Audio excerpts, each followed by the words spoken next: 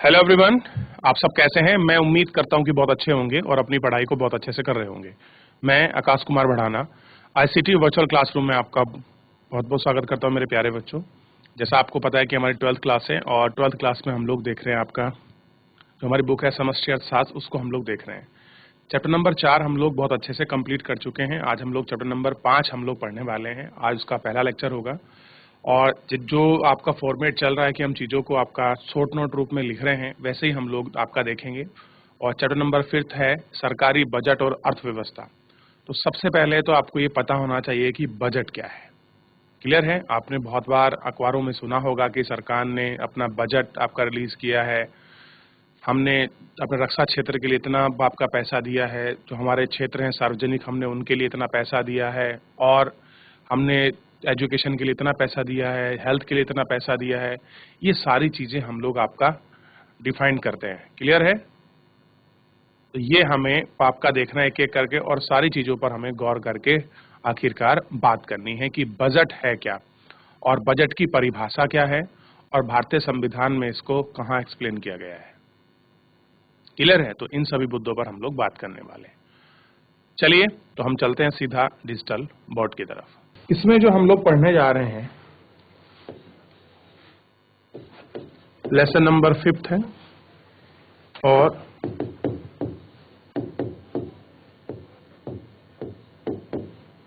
सरकारी बजट तथा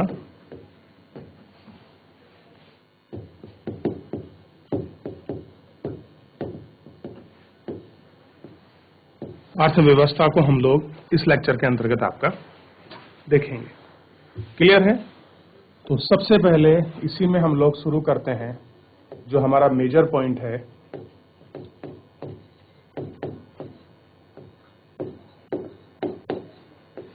सरकारी बजट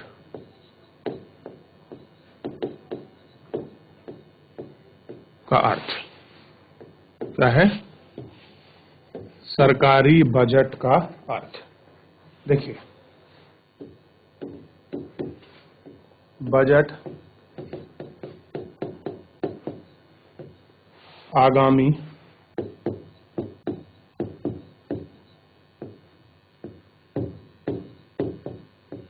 वित्तीय वर्ष में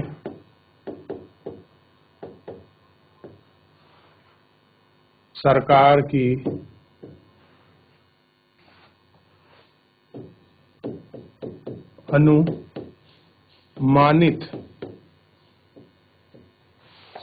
की अनुमानित आय और व्यय का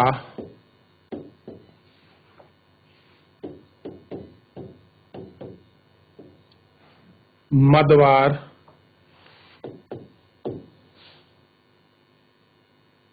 मद का मतलब होता है वस्तुओं के अकॉर्डिंग मदवार वितरण होता है या विवरण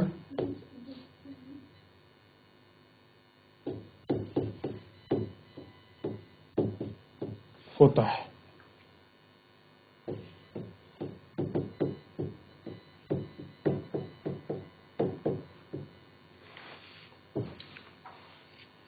दूसरे शब्दों में अगर हम लोग बात करें,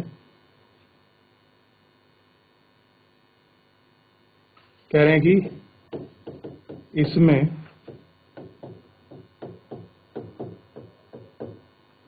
विभिन्न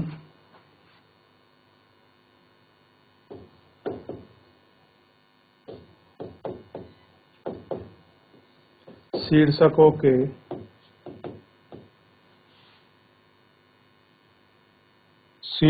के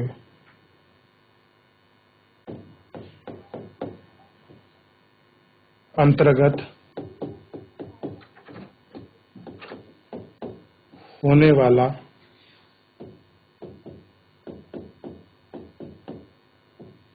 प्रत्याशित व्यय और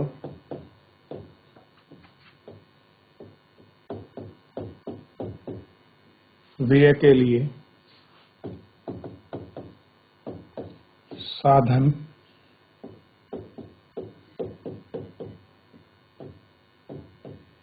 जुटाने के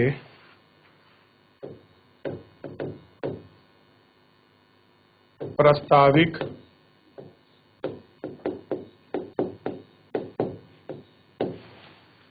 स्रोतों का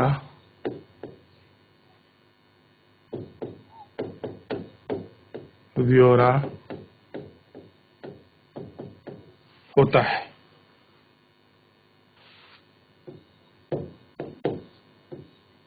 बजट को दो भागों में बांटा जाता है।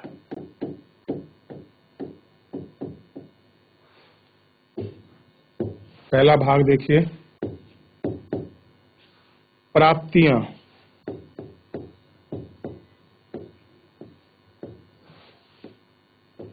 दूसरा भाग देखिए, व्यय। ठीक, चलिए तो पहले इसका लिखिए परिभाषा, फिर आगे बढ़ेंगे। लिख लीजिए इसको।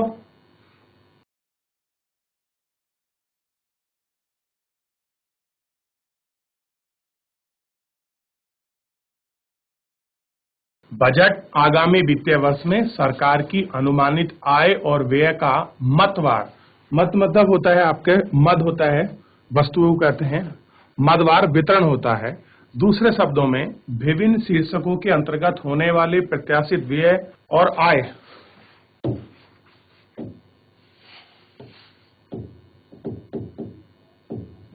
और आय के लिए साधन जुटाने के लिए प्रस्तावित जो हमारे, हम जिनको प्रपोजल, जो हमारे आपके सोर्स होते हैं, उनके ब्यौरों को ही हम क्या बोलते हैं, आपका बजट कहते हैं। दो प्रकार का है, आप इसे देख सकते हैं, आपका क्लियर है, प्राप्तियां और आपका व्यय के रूप में हम इसको समझ सकते हैं।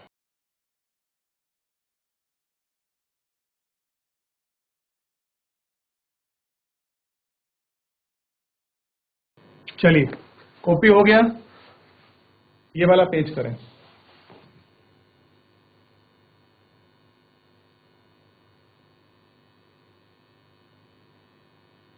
चलिए आगे देखिए,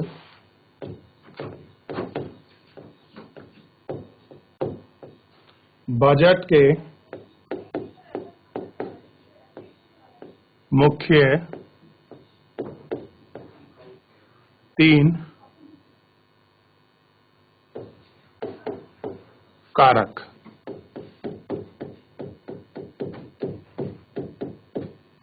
निम्नलिखित हैं। 3 कारकों को देखना है कि कौन से 3 कारक आपके निम्नलिखित हैं। पहला देखिए, यह है सरकार की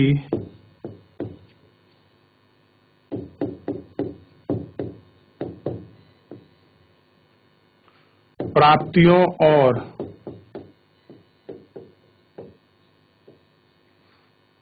व्यय के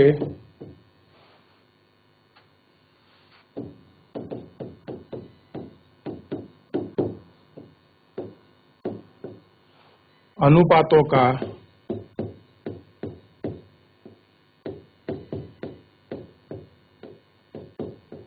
विवरण होता है।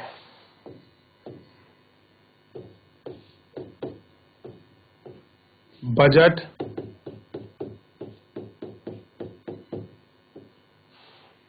अनुमानों की अवधि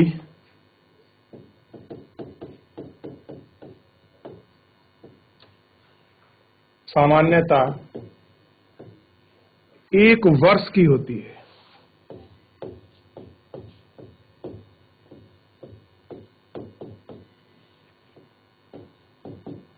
कैसी होती है? 1 वर्ष की होती है। और तीसरा लिख लीजिए,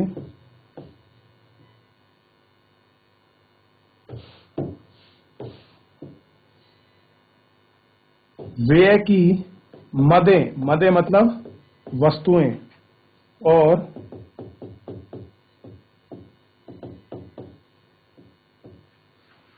आय के स्रोत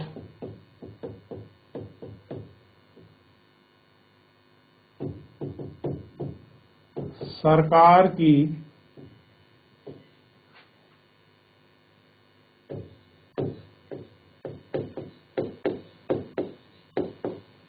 नीतियों तथा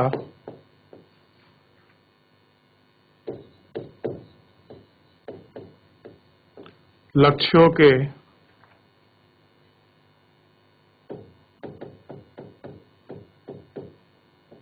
अनुरूप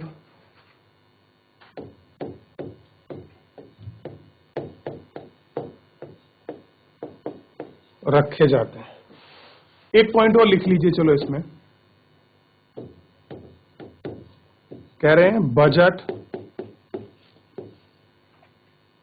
लागू करने के बाद या लागू करने से पहले लिखिए, करने के पहले इसे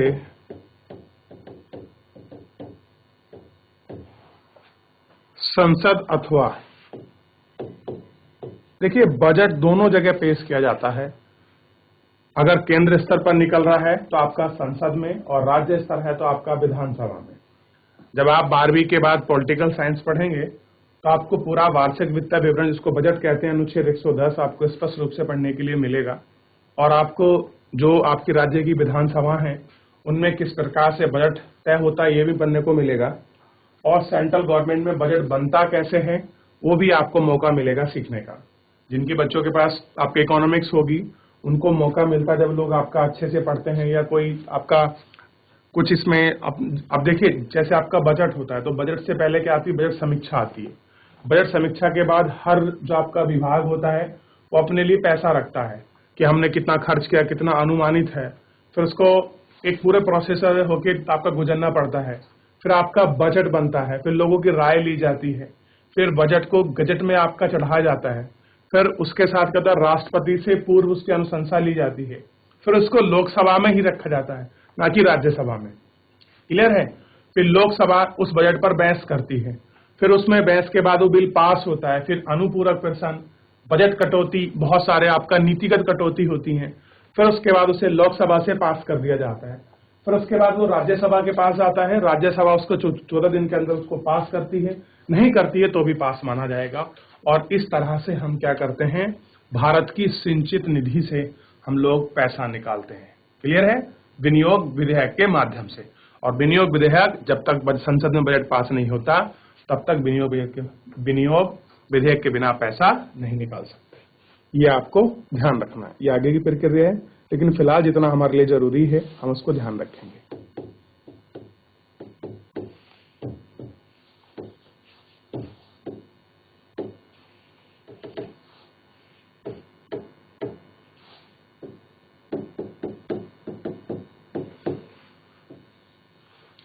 विधानसभा या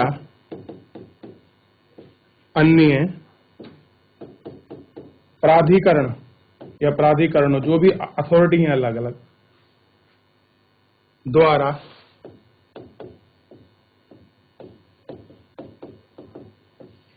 पास करवाना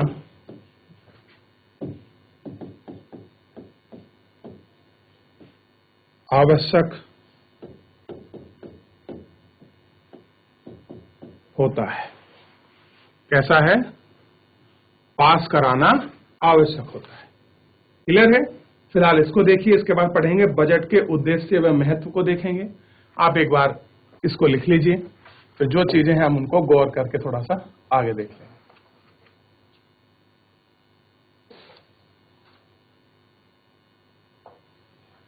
चलिए अगला पेज कॉपी करें।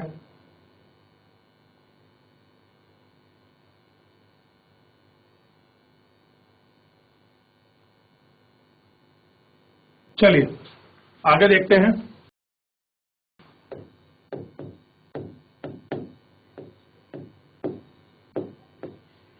बजट के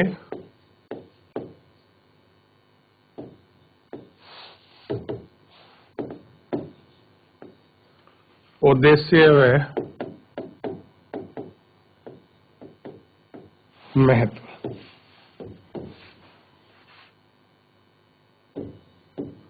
पहला देखिए,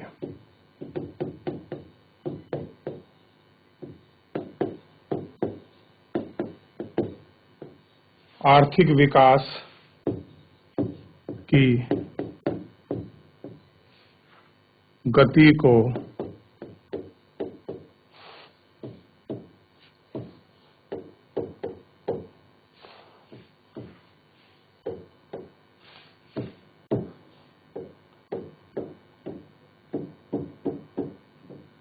तेज करना।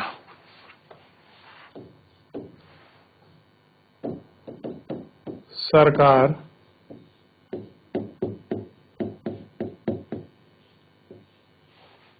रोजगार के नए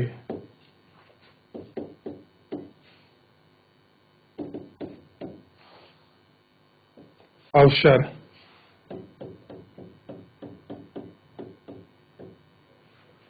निर्माण करके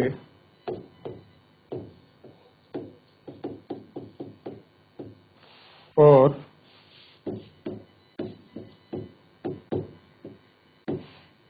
गरीबों को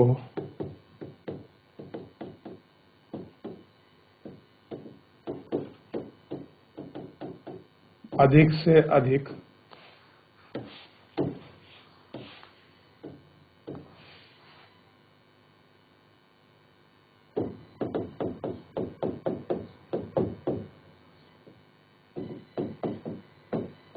सामाजिक लाभ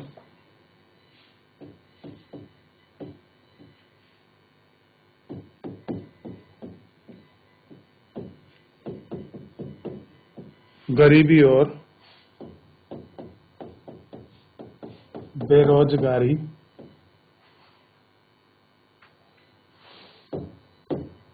दूर कर सके।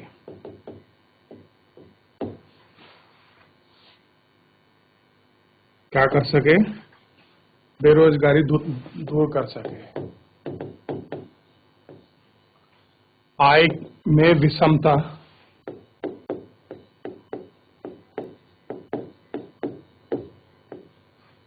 विषमता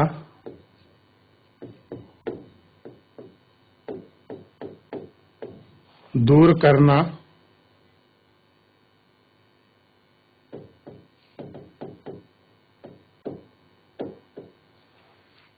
आय का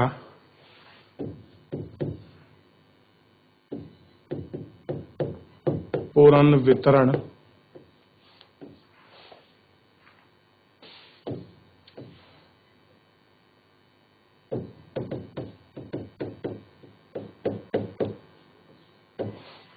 संसाधनों के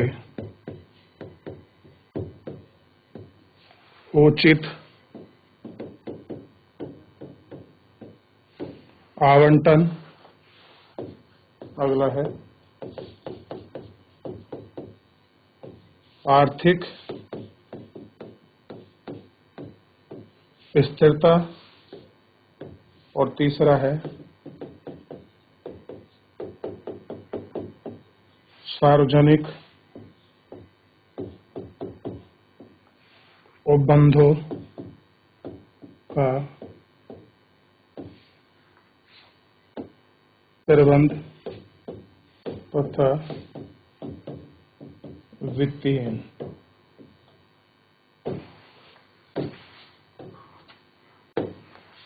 लिख लीजिए इसको। जैसे इसको कर लें आप मुझे बताइए, फिर आगे बढ़ेंगे।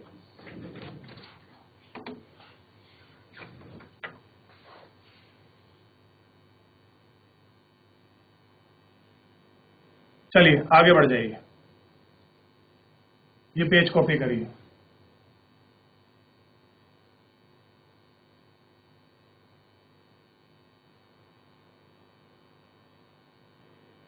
देखिए, आज इतना हमने फिलहाल इसमें जो है आपका गौर करके एक एक करके सारी चीजों को हमने इसमें देखा, बात करी पहलुओं पर। ठीक, सरकारी बजट का अर्थ भी हमने निकाला। अब कल हम इसका पढ़ेंगे। सबसे पहले बजट के घटक पढ़ेंगे, घटक में आपका राजस्व प्राप्ति आएगा, ठीक है, आपका पूंजीगत बजट आएगा, पूंजीगत प्राप्ति, पूंजीगत कर, व्यय वगैरह, गैर राजस्व पूंजी, ये सबको हम लोग टैक्स, इंक्लूडिंग इन टैक्स, जो भी है आपका डायरेक्ट इनडायरेक्ट टैक्स, सारी चीजों को हम लोग इसमें ऐड ऑन करेंगे। क्लियर है? तो ये चीजें आपको थोड़ी सी बिल्कुल स्पष्ट रूप से आपको याद होनी चाहिए। सारी चीजों के विषय में आपको विवरण पूरा साफ होना चाहिए। मैं आपसे ये कहना चाह रहा हूँ, बस आप लोग जो है रिवीजन अपना प्रॉपर रखिए। मैं आपसे ये कहूंगा, जब तक आप इसका रिवीजन नहीं करेंगे, चीजों को नहीं देखेंगे, तो आपका चीजें जो है थोड़ा सा सही नहीं होने वाली। मैं एक छोटा सा होमवर्क आपको दे रहा हूं, थोड़ा सा आप लोग पढ़ के आइए बच्चों इसके विषय में। पहला पॉइंट आपको पढ़ना है,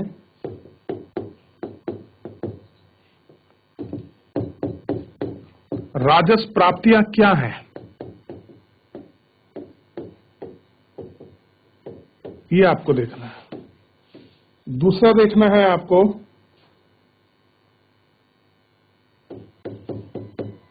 गैर राजस्व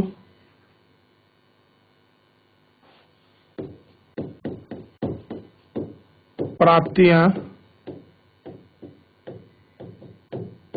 क्या है। इन दो क्वेश्चंस को आप अच्छे से एक बार देख के आइए, ठीक। और दो और देख लीजिए, एक है अप्रत्यक्ष कर